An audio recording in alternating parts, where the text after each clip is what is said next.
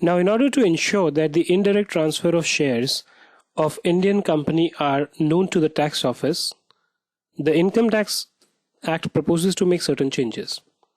The changes are that whenever a foreign company is transferring the shares of another foreign company, okay, by virtue of which there is a transfer of shares of an Indian company which is involved, then the Indian company, the obligation is on the Indian company and not on the foreign company, has to report the Indian concern through or in which the Indian assets are held by the foreign company, or the entity shall report information relating to the offshore transaction having the effect of directly or indirectly modifying the ownership structure or control of the Indian company or the entity.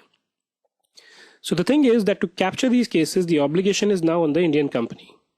And if you don't do it, what happens? Failure shall result in a penalty which shall be equivalent to 2% of the value of the transaction in respect of which such failure has taken place.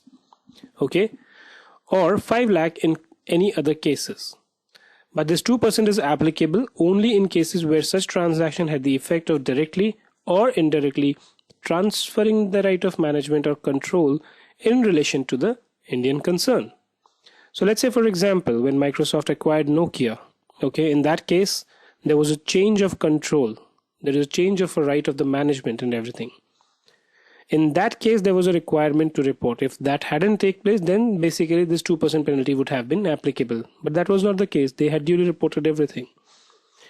And if there is any other case where there is a small change which is not resulting in the change of right of management or control of the Indian concern, then in that case, failure to report will result in a liability or a penalty of 5 lakh.